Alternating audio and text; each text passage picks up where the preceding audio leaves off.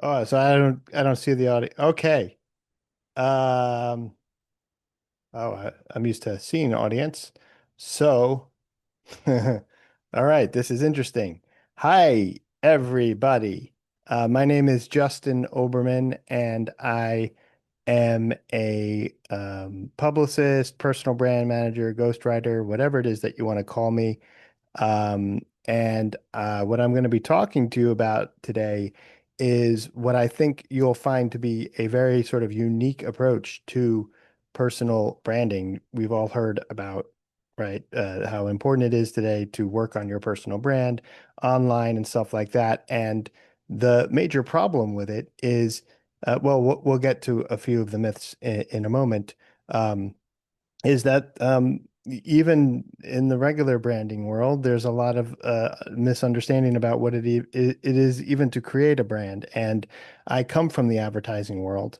So just a really, really brief introduction about why it is that I think, and maybe why, like Calum and other people thought I was qualified to speak on this subject. So my advertising career finally took off in 2012. But um, oh, yeah, let me also move this over here so I can see these questions. Um, so my advertising career took off in 2012, but something was terribly wrong because I was actually divorced from my wife. She lived across the country with my daughter, and the success that I felt was like very sort of hollow and meaningless, you could say. And I realized that I had made a sort of catastrophic mistake, and I wanted my family back. But the problem was is that my wife despised me. She wouldn't take my calls, right? She deleted my messages unread, made it very difficult for me to talk to my daughter. And she would often refer to me and tell me how I looked like Voldemort. And I, so I did the only thing that I knew how to do, which was I used my advertising skills to create a campaign to win back my wife. And when I say that I used my skills, I mean, I created like briefs and like I went full in, like this was an ad campaign. I rebranded myself. I developed the social media strategy because I knew she was still following me there. I treated my text messages like direct response campaigns, and I can go on and on. But what happened was slowly and surely it started working.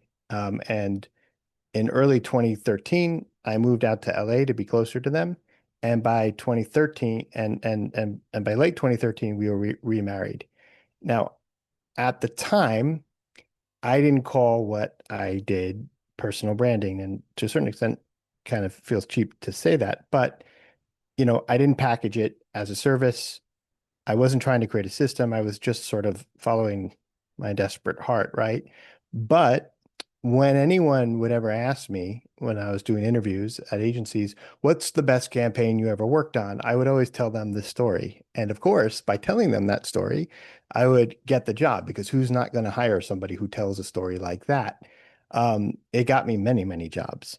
So I began to kind of put two and two together, and I realized um, oh wow, I can do this in order to get more jobs, not just telling the story. So I applied the same techniques I used to win back my wife to sort of better position myself as a person, as a copywriter, and then eventually as a freelancer. And it really worked because within a year, I had recruiters calling me the sort of creative Marine. I'd be like the guy who would like swoop in, solve impossible problems, and like leave brands and agencies better than how I found it. You can imagine like somebody that like ad agencies, creative departments would bring in because they're having trouble with a creative solution to a problem. When COVID hit, everything changed. I was actually working at an ad agency, and I lost my job. Both of the I was as a creative director, and both of the agencies, both of the brands that I was working with stopped, and so I lost my job. And my wife gave me a clear ultimatum. She said, "No more working with other people. You either need to start your own agency or find another career." So I got into advertising because I really pretty much suck at everything else. And so I launched my own agency. And because I couldn't network in person, I started posting on LinkedIn every single day. And I was just like, I have always been a person that was very interested in the craft and stuff. So I just started because it's COVID. I'm sitting around reading all my ad books that are behind me finally, and just sharing the cool thoughts and knowledge and tips and tricks, and really just started talking about copywriting. And I would say that 80% of my new business came from doing that on LinkedIn, which I learned eventually was called building your personal brand on LinkedIn, and the rest of it from word of mouth. And literally within 3 years, I quietly grew it to seven figures. Um, and I did that without any paid advertising, obviously, without following gurus, without chasing algorithms, without studying the metrics. I mean, I remember one day someone's like, "You have 10,000 followers on LinkedIn." I'm like, "I do?" Like, I didn't even know. I thought it was only like connections. I didn't know followers was a thing. Um, but because I'm sort of a really bad businessman and not a and more of a creative, I really kind of burned myself out at a certain point, and I closed the agency. And because a lot of people have been asking me, hey, can you do what you do for yourself for me, like other ad agency people? I started offering personal branding services to people, starting with founders and owners of high ticket agencies. Now it's more than that. And I actually even just continued talking about advertising. I was just at the bottom, right? Like, hey, if you like the way I write and you want to do this for yourself, I'm taking on like five ghostwriting clients, uh, and what basically started as freelance gigs, ghostwriting for agency founders, turned into relaunching my agency, Oberman and Partners, and never closed the actual LLC, as a sort of as a sort of um, uh, personal publicity agency for people. And I use the word publicity on purpose, and you're gonna see why very soon. So, and two out of three of my clients are still with me to this day. Um, so what I'm just gonna jump right into it. What I kind of want to talk about are basically the issue is when you're building a personal brand and stuff, like most of you, most founders, most solopreneurs, you look at the advice on LinkedIn and you really run into three critical obstacles when trying to build a personal brand. We call these like the three fatal flaws. Um, and what they are is um, basically,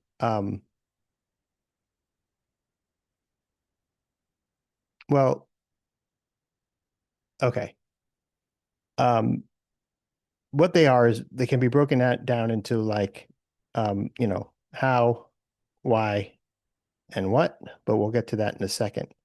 But before I start even going into there and discussing like the personal brand, I want to be clear about what none of this is going to be. So like what I'm not going to tell you is I'm not going to tell you how to gain 10,000 followers in 30 days. And I'm not going to tell you how to create the perfect promotional LinkedIn post. And I'm not going to tell you, give you any engagement hacks or anything like that.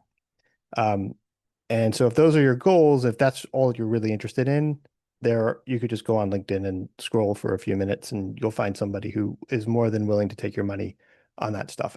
Actually, not saying that those things are bad per se. I'm just saying that that's not how you build a personal brand. So what I normally do is I like to start this sort of talk with, and you can put it in the chat if you want to, the question being like, what do most people you think get wrong about personal branding? And I'm just going to jump right into it, right? The biggest misconception is actually not understanding what a personal brand or a brand actually is. So, right? Most people don't know what a brand is. Um, and what I mean by that is that we've sort of actually lived in an anti-branding market world for the last 15 years. Performance marketing and direct response for the past 15 years, had the dominant form of advertising, and the art of brand building sort of has been lost. So let's just talk about it right now. What is a brand? And in order to answer that question, I mean, it's a huge philosophical question, but I have a simple analogy, right?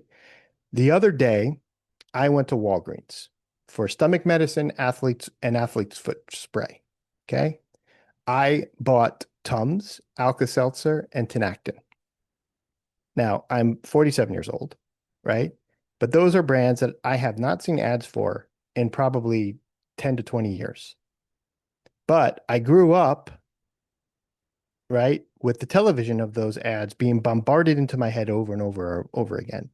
The reason why I bought those brands is because they spent billions of dollars burning themselves into my brain using the most powerful advertising medium that's ever been invented, and still to this day, television, right?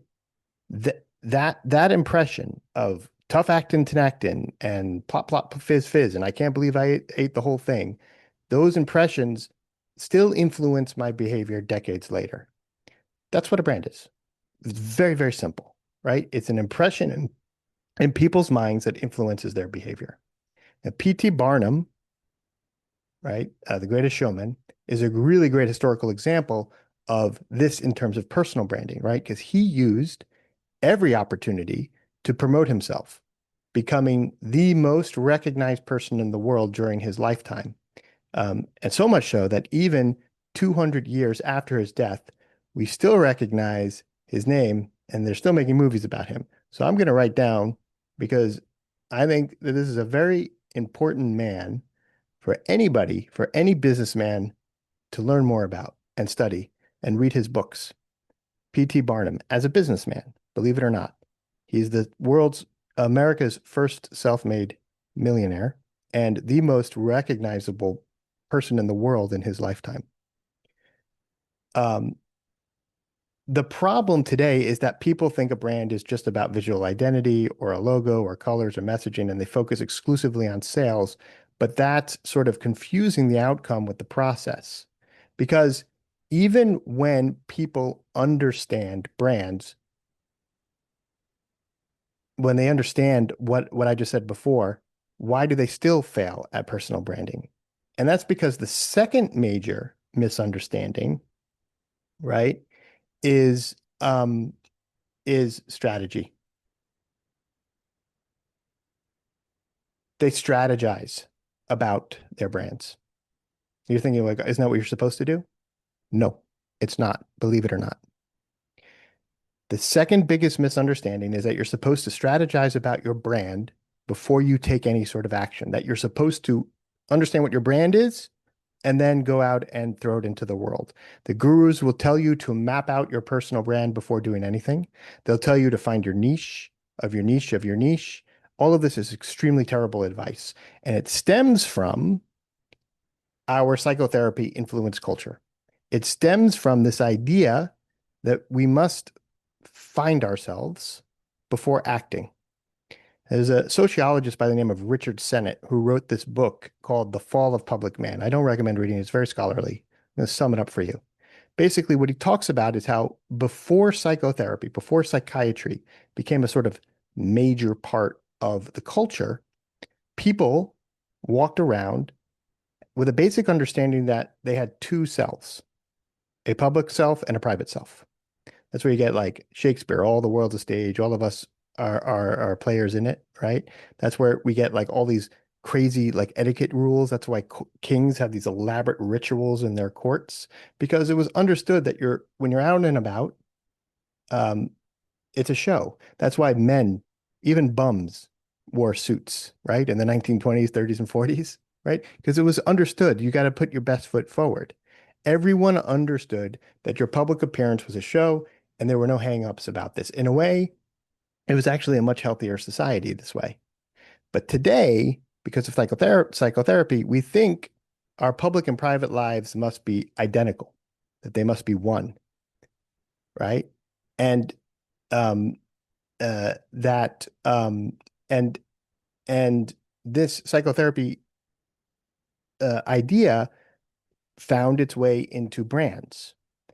And because it used to not be that you went to a branding agency before you went to an ad agency. Ad agencies used to be called brand builders because they used advertising to build the brand. I'll give you an example in a second. Um, Essentially, if you only get one thing out of this, it's this line. The only way to build your personal brand is to use it.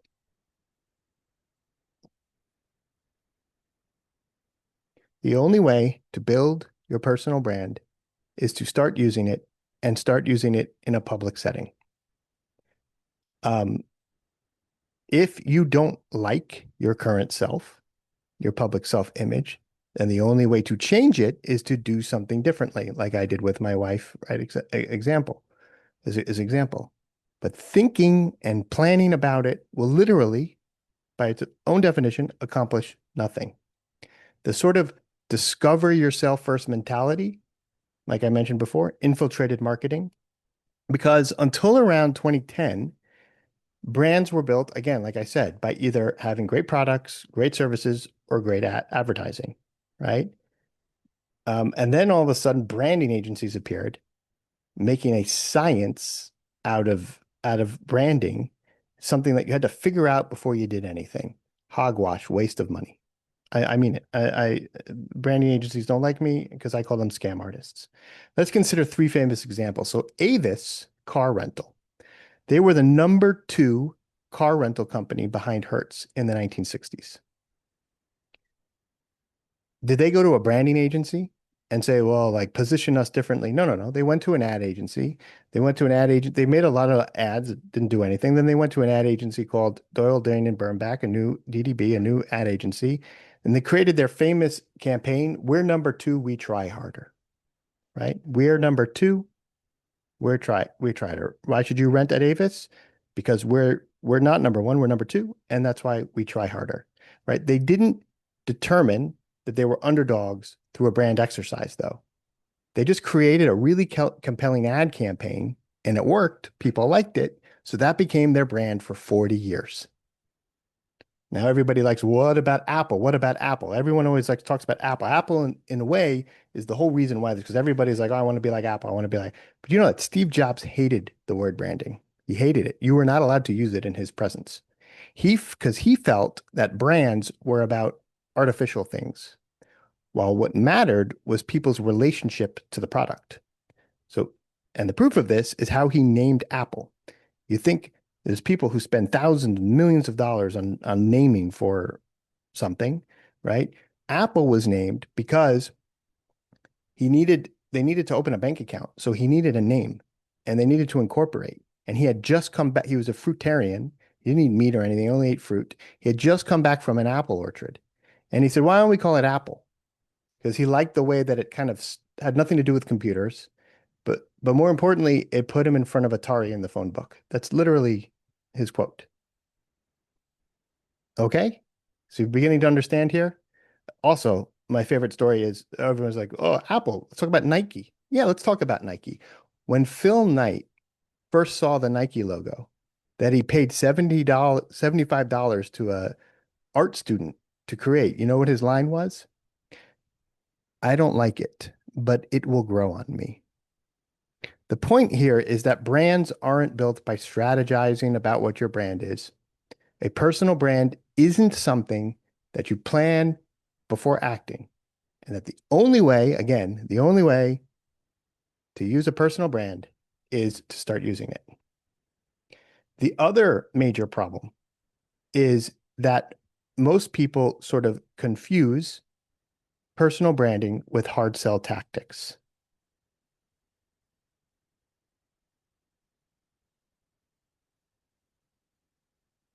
Right? So let's just label this the myths, right? What do I mean by this?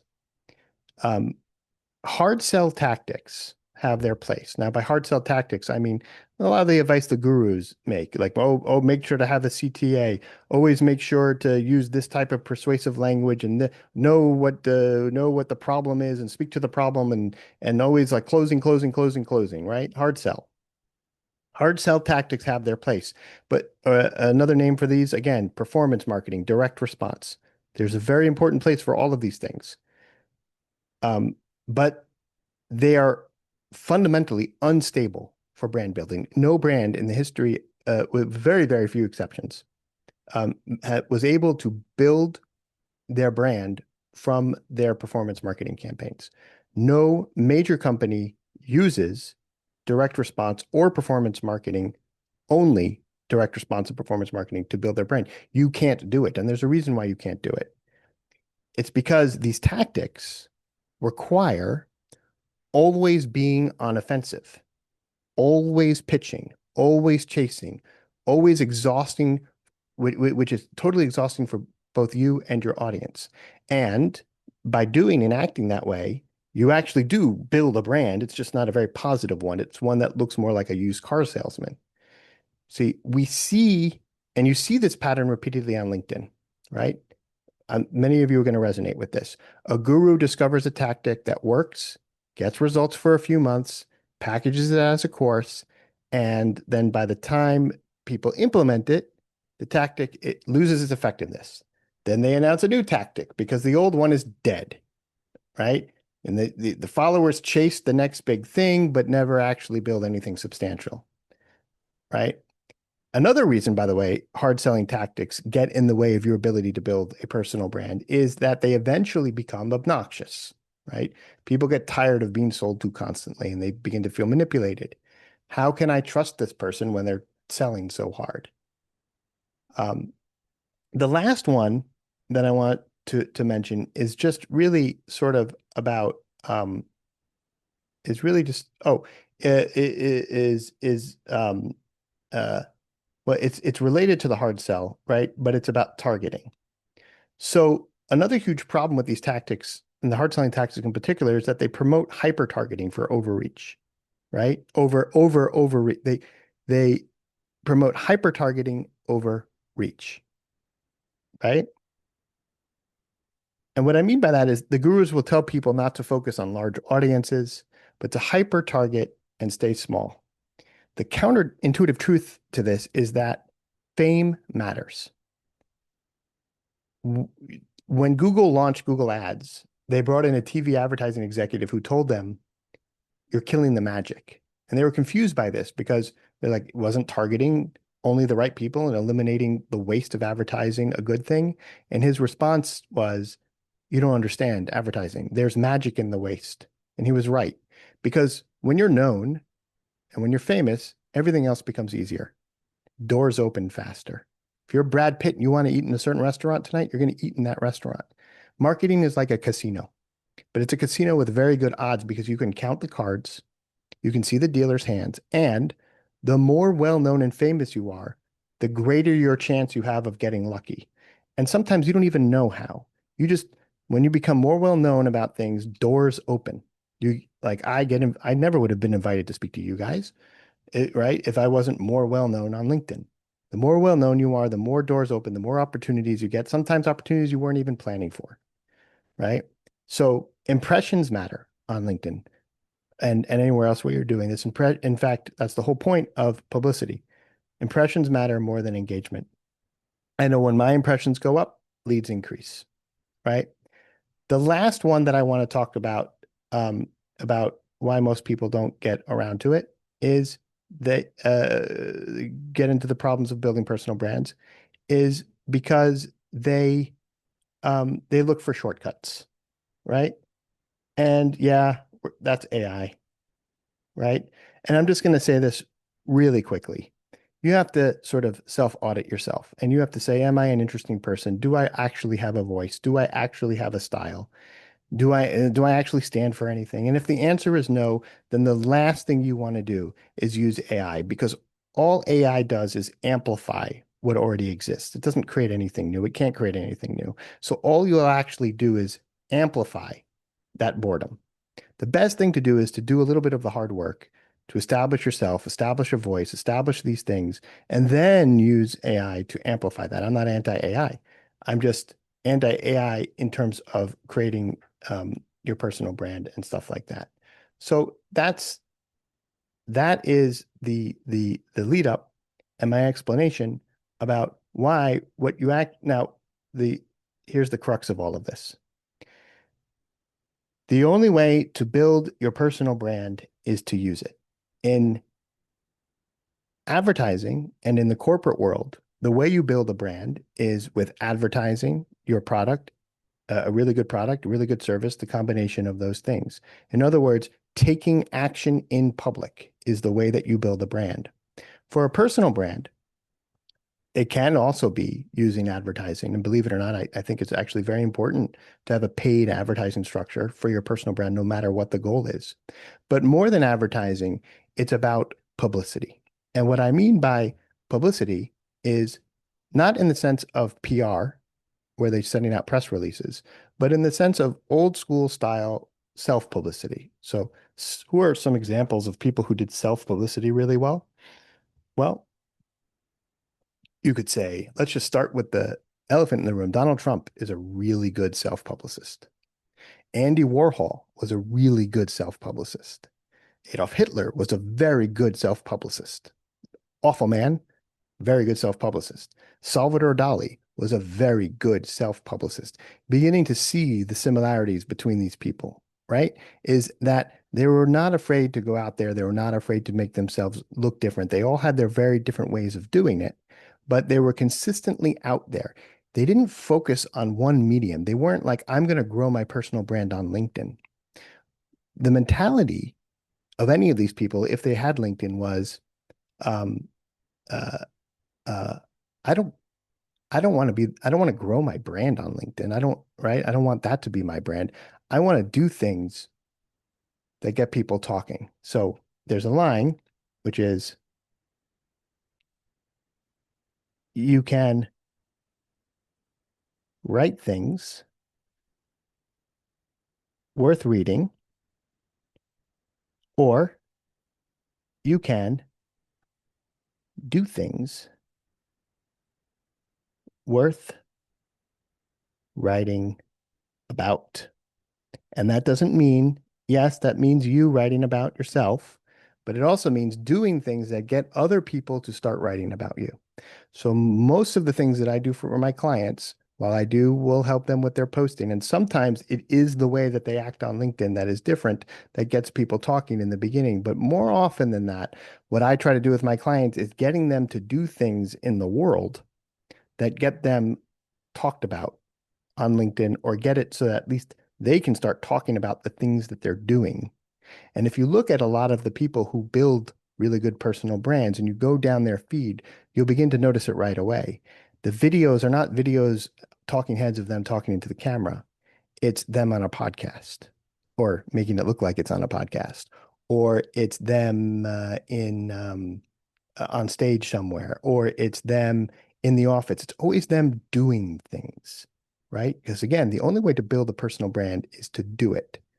And in order to do it, you need to learn how to master you either need to pay a publicist like me, an old school style publicist, somebody who knows how to make the news, not report the news, not get your news covered, someone who knows how to make your current news more exciting, or somebody who knows how to help you make news so that people begin to cover you and to talk to you. And if you can't hire somebody to do that, if you can't hire me to do that, or another old school style publicist to do that, then you need to learn the art of self-publicity and sort of do it yourself. So that's another thing that I teach. Um, and I was given 1 minute here, but 30 minutes. Oh no, I'm sorry. I can keep going. I was given an hour. Great. Oh, I only thought I had 30 minutes. This is awesome. Okay. So now I just totally whetted your appetite with what that is, right? Okay. This is great. Okay. So now you're probably like, okay, Justin, Tell me, how do you master the art of personal publicity? Well, in really what it comes down to is the first a couple of mindset shifts, right? So to build a personal brand using personal publicity, you need to have something that I unfortunately had to coin as the magnetic authority mindset, right? I know what you're thinking. Here's like some more woo-woo stuff, but I assure you that this isn't time-wasting fluff. Um, it is filled with um, exercises that sort of need to be done or mentality shift that needs to be done, right? So your MAM, right? Your magnetic authority. I don't like to use slides because I find that people have told me that this helps uh, people follow easier. Slides kind of make people's eyes glaze over. I'm sure you've seen a lot of slides already. And see, this is an act of personal publicity in and of itself, what I'm doing right here. This is an act of showmanship. I'll get to that in a second, right? Um, to build a true personal brand, you need to develop this sort of mindset in order to this publicity mindset. Um, uh, um, so let's just talk about the mindset shifts. There's a few of them, right?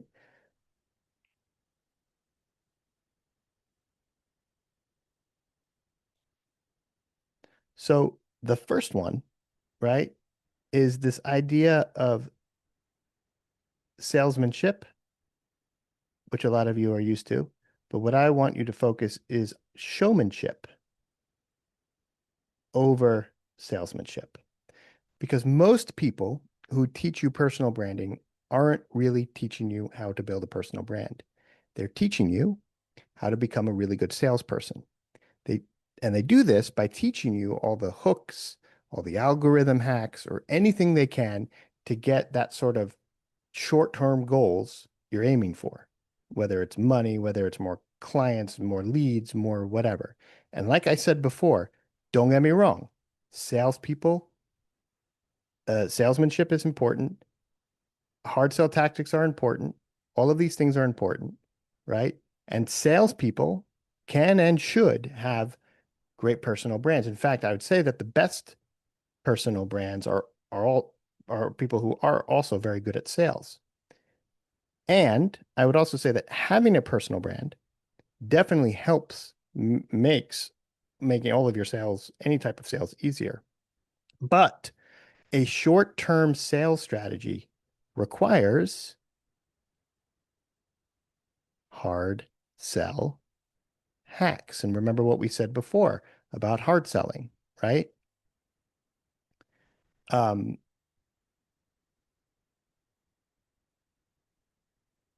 the hard sell tactics make your personal brand a certain thing. And none of this actually works well to building a personal brand. A personal brand, you see, is not about long-term, sorry, a personal brand is about building a brand through personal publicity is about long-term seduction, not short-term salesmanship. So it's about if you it's about taking a much softer approach than a hard sell approach in things. In fact, I would say that whether you're building your personal brand on LinkedIn or X or at a car dealership, the rule is as follows. Ready? The less you seem to be selling, the better, right? The less you seem to be selling something, including yourself, the better. Because by being too obvious in your pitch or your content, you raise suspicion. You'll also bore your audience, which in the age of social media is a sort of unforgivable sin, right? And that's why publicity is so powerful, right? Because advertising, when you compare advertising with public relations, advertising has a less risky, but also less trustworthy. Meaning people see an ad. That's the magic of good advertising. A good ad doesn't pretend like it's not an ad. It says, I'm an ad, but I'm going to make this ad so good that you're not going to care that it's an ad in order to make sure that the trust of it being an ad doesn't get in the way of you in purchasing things. I mean, most advertising fails not because it looks like an ad, but because it's not a good enough ad in order to break through that. Public relations doesn't have that problem, but public relations and publicity is much harder thing to do. But if you can achieve it, it actually creates more trust, right? Because it's coming from a third party source. There's no ad. I read in the paper that this is a good product, right? I heard celebrities talking about this. One of my favorite examples of this, obviously, is the father of public relations, Edward Bernays. Great story.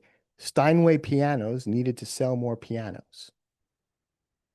They created great advertising that wasn't working anymore. So they said, let's try the public relations. Let's try a publicist point of view. So what Edward Bernays did is he liked to use something called indirection. He didn't go out and get celebrity musicians and stuff to say, I use a Steinway. He went to the suburbs where they were building homes for the first time. This was in the 1920s. And he convinced the builders that were building these homes to instead of calling it a living room, to call it a music room. That's great. Okay. Every house comes with a music room. Well, I'm moving from the city to the suburbs. That sounds great. Oh, music room. That's great. Now, what does every music room need? Piano. See how much more powerful and trustworthy and you want to say manipulative, you can, but in the right hands, in your hands or whatever, it's not manipulative, right? It's just a much nicer and easier way of building a brand. That definitely helped build the brand of Steinway piano. It also helped sell a lot of pianos at the same time. Um, so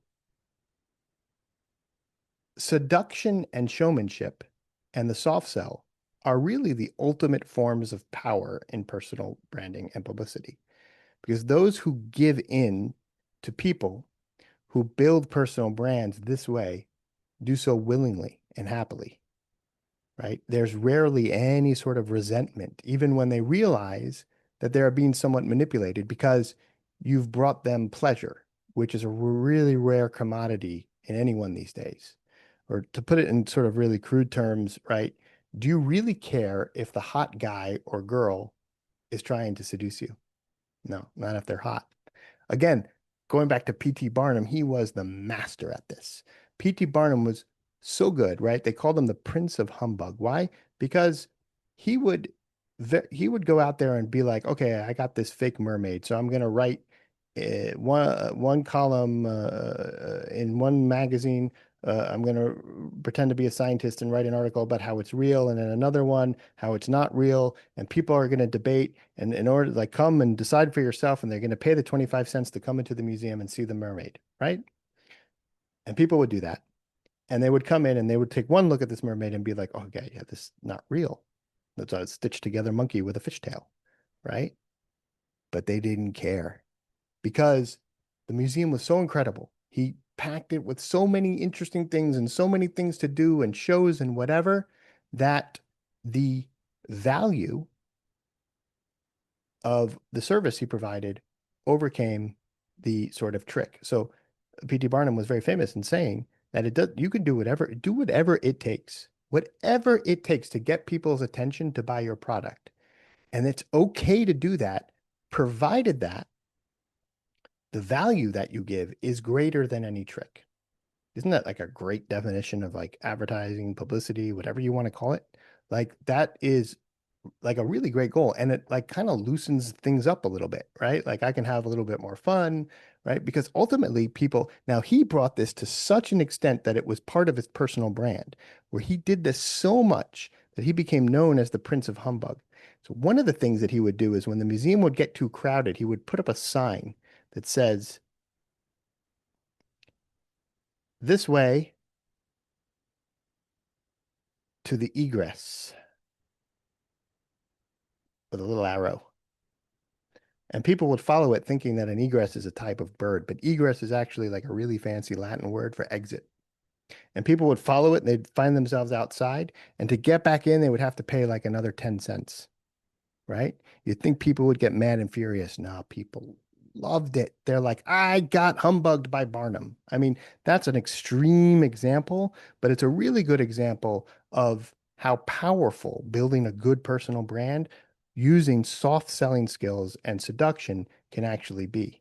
Because the biggest brands, if you think about it, have been seducing their audiences for years, right? In the past, all they had to do was use print or TV or experiential and earned media, right? Today, social media has the most eyeballs. The problem there, actually, though, is that seduction on social media is kind of more diffuse than seduction in more traditional media, right? Because it involves creating a sort of constant fascination.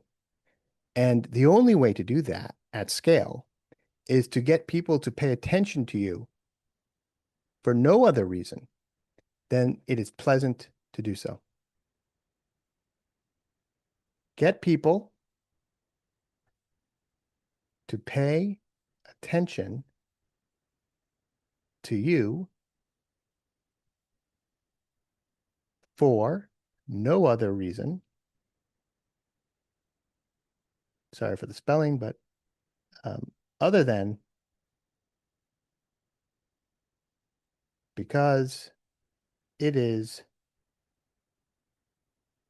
pleasant to do so. Whoa. That's a totally different way about going things, right? This means that when you think about it, the only ever talking about your job or what you do or your niche is not going to help you build a personal brand. As I mentioned before, there are two ways to go about this, right? The hard sell way or the direct approach. The second is the soft sell or indirect approach. And this approach has the potential to draw in millions because it's entertaining, it's gentle on the ears and eyes, and it can be repeated without being irritated. So here are, let me just make sure I got the numbers right. 7, 8. Here are, I've added a thing. I want to spend the rest of the time going over the eight key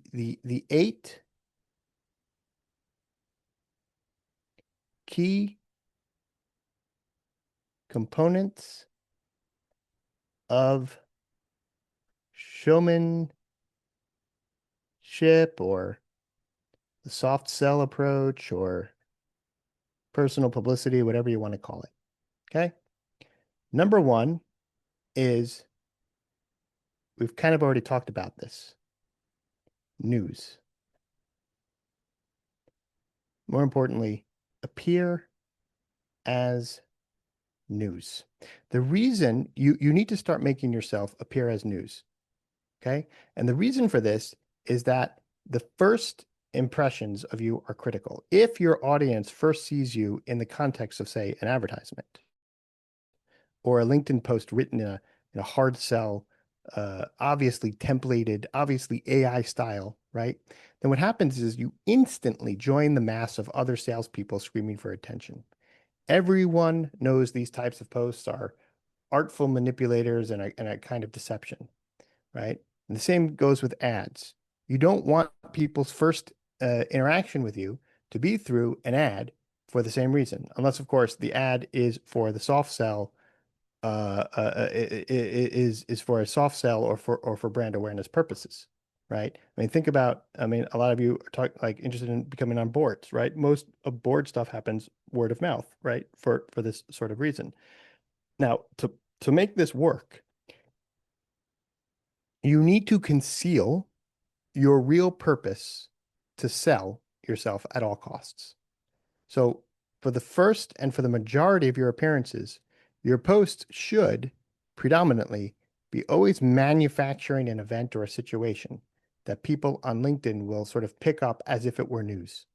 And this could involve commenting on the news and thereby associating yourself with it, by the way, is another way of doing this. But you can also repost what someone else said about you in another post or somewhere else, Or you could simply post about something you did, right? Or are doing, which I'm sorry, requires you to get out of your back house or your living room or wherever it is that you work and like go out and start doing cool stuff. And if it works, and I'm telling you right now that this works better because people pay more attention. Think about it. People pay more attention to what's broadcast as news because it seems more important and it seems more real. And as news, you suddenly stand out, if only for a moment. But that moment has more credibility than hours of selling on advertising. Again, the key here is to orchestrate the details, right? You need to create a story with dramatic impact, movement, tension, resolution. If it's interesting enough, the media and other influencers or users will want to cover it or talk about it or comment on it for days, right? Really great example of this, by the way, is let's just say like you run a company and like you're moving from the fifth floor to the eighth floor because more space. So you could write a LinkedIn post, we're so happy we're moving, right? Because of that. That's boring news. Nobody cares. You could say that you are making this move because of something that you did, a new system that you did and discovered for your clients. It's making them more money and therefore you more money and you're growing and you need to hire more people, so you need more room. Okay, that's getting a little bit more that's getting a little better. That's what a PR person would do. They would take that and jazz that up and give that to the news. Here's what a publicist would do. Here's what I would do. I would say, you know what? Nobody gives a crap. What we're going to do is we're going to go up to that ninth floor. And before you do any sort of renovation, we're going to get a hot local band to put on a concert for the community that has made all of this possible, your existence possible, for all of your clients, for the local community, the industry, whatever. And you're going to invite people to this rock concert. Now, what do you think the media is going to want to handle more? I have a client who sells, uh, a guy who sells marketing to mortgages, to mortgage companies. And he was very upset one day about a woman who was getting more attention because she's beautiful and she takes pictures of herself in her bed and posts it on LinkedIn and talks about just vanilla stuff about mortgages, and she's getting likes and comments. And I tried to assure him that the type of engagement that she's getting is not the type of engagement that you or anybody or even she probably wants.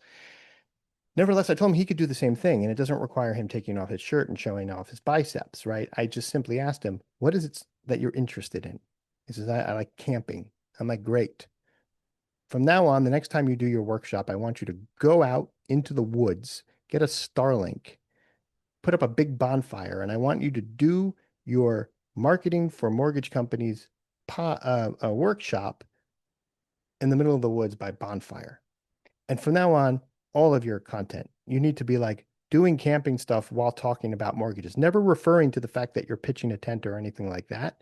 Just be doing that stuff while talking about marketing for mortgage companies, right? See, that's a way of turning yourself into news, because when I go to CNN or whatever and I say, oh, you want to speak to you, I need to speak to somebody about mortgages. Well, I got a really interesting guy, but he's in the middle of the woods right now. You want to interview him there? He's got a Starlink set up. Who are they going to speak to? Some boring guy about mortgages or the mortgage camping guy? Turn yourself into news. The second one is, oh, got to race through these. Sorry, guys. The second one is uh again um uh writing versus doing. We've already talked about it, so I'm not going to go over it again, but it's basically, right, you can either write things worth reading or do things worth writing about, and you need to focus a lot more on doing things worth writing about and then write about it yourself or whatever. The third one is you need to learn how to stir basic emotions, right? Everything you post on social media should have the aim that people get something out of it. The gurus will tell you that this something has to be something educational or having to do with selling. In other words, that it has to be rational.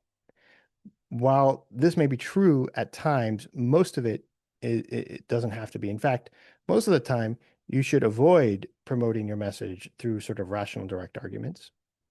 Um, so when I say that somebody should always get something out of your post, remember that that could be laughing, crying, being sad, commiserating. There's all other types of emotions that can go into a post that you want someone to get an effect out of. You're not going to be able to track that ROI, but you will to a certain extent because some people will be DMing you privately and saying these things. The fourth one is a little bit harder to understand, and that is make the medium your message. So, ever notice how the same exact message hits completely different depending on where you see it? That's because Marshall McLuhan, who coined this phrase, the medium is the message, wasn't kidding when he coined it, right? A commercial that works perfectly on TV will get scrolled past faster than I decline LinkedIn connections requests, from crypto bros when put on social. The reason for this is because a medium changes how our brains process information. So when I'm watching TV, I'm passive. I'm in sort of a passive consumption mode, right? I'll give a slow building house tour commercial a chance. But when I'm on Instagram and I'm going like this, you got to grab me in zero point 0.5 seconds. So I'm already looking right at somebody's vacation photos if you don't get my attention, right? So this literally explains everything about why personal branding is so platform specific, right? And your craft, it doesn't matter what you say, right? Your messaging doesn't matter. Your your carefully crafted words are actually the least important part of your communication. And I'm saying that as a copywriter because that's not what seduces people. What seduces people is your visual aesthetics, your tone of voice, the colors you use, some sort of odd thing about you that they can latch onto each time you wear an eye patch. I don't know, whatever it is, right? The way you frame your shots, the pacing of your content, the overall feeling that you create. They think that they're evaluating your brilliant insights. They may say that they loved what you said, but what they're actually being hypnotized by is everything else that's going on. And this is why some people with mediocre advice, but amazing aesthetics, absolutely crush it online. It's why hot girls can post anything and they'll also crush it online, right? Actual geniuses will get nothing, right? Now, is what I'm saying here manipulative? Maybe. Is it effective? Absolutely, in the right hands. So the next time you're crafting content, remember, people aren't buying what you're saying. Pay very close attention to the other stuff as well. The next one is you need to speak your ideal customer's language. You are the audience's friends. You need to enter their spirit and they will relax and listen to you. At all costs, avoid appearing superior to your audience. Any hint of smugness or use of complicated words or ideas or statistics is fatal to any sort of connection. Instead, what you want to do is you want to make yourself seem equal to your targets, sort of on intimate terms with them, like you understand them, right? So if people are cynical about the manipulations of advertisers, politicians, LinkedIn gurus, then you need to exploit their cynicism. And you need to portray yourself as one of the folk, warts and all, and show them that you share their skepticism. That's sort of an example of that. Number 6 is talk about what you believe in and don't. Content isn't king, controversy is. Period. End of story. People want to see passion about something, right? The great thing about doing this is that it will also help you filter out people that are not good to work with you. Anyone who disagrees with you, vehemently disagrees with you, violently disagrees with you, won't contact you. And that's great. You don't want to work with them anyway. The ones who do, however, will be so connected and excited to work with you, it'll be like night and day. They'll also pay you more money, right? I'm going to skip number 7, just go right to number 8. Number 7 was, I'll just write it here. start a chain reaction. I think you know what that means pretty much. And is number eight is sort of difficult. You need to stop telling people who you are.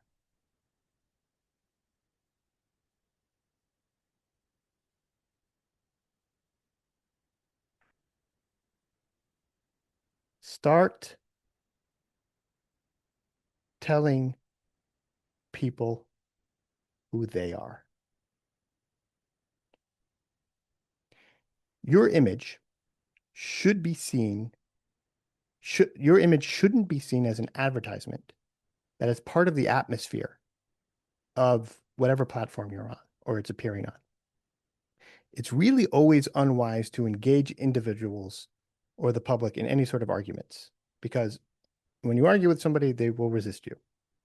And so instead of trying to change people's ideas or minds about things, what you want to do is you want to change their identity and perception of reality.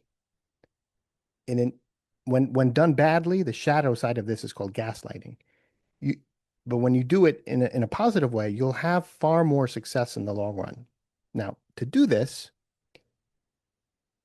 you can't tell people who you are. You need to tell them who they are. You need to create an image or an identity that they will want to assume. You want to make them so dissatisfied with their current status by making them unhappy with themselves, by making them realize how unhappy they are with themselves. And this will give you room to suggest a sort of new lifestyle, which is what forms people's identities. And again, you're not going to do this by telling them. You're just going to do it by showing it through showmanship.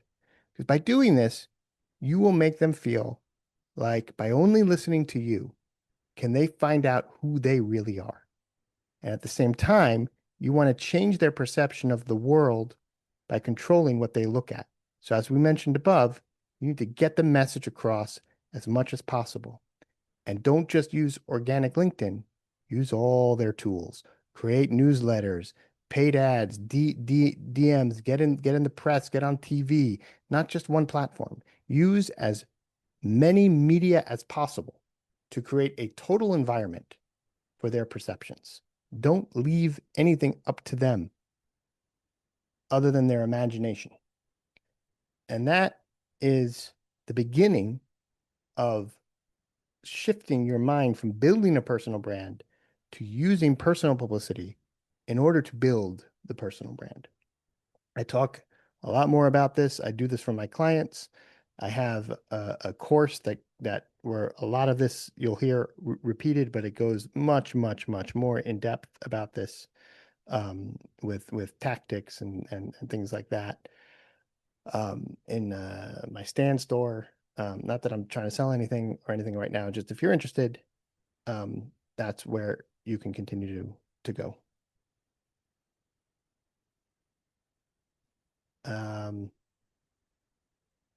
I didn't see any questions or anything. There are 2 minutes left, 3 minutes left. I'll just read this out loud. Thank you all for joining today. A recording of this webinar will be shared to all who signed up after 24 hours. And you may follow and connect with me at www.linkedin.com/in/Justin Oberman. My newsletter also covers a lot of tips about showmanship. One of people's favorites is showmanship, how to apply showmanship to pricing, but that's at substack.overthinking.com. No, sorry, substack.oberman.com. Substack.oberman.com. And then my stand.store/Justin Oberman. Awesome, everybody. Please connect with me. Please, everybody listening right now, I want to hear from you. I want to connect with you on LinkedIn. Please. I'm not going to sell you anything. I'm not that type of guy. I already explained that I'm not that type of guy. So you can trust me on this. I just like to connect with cool people, especially people getting board seats.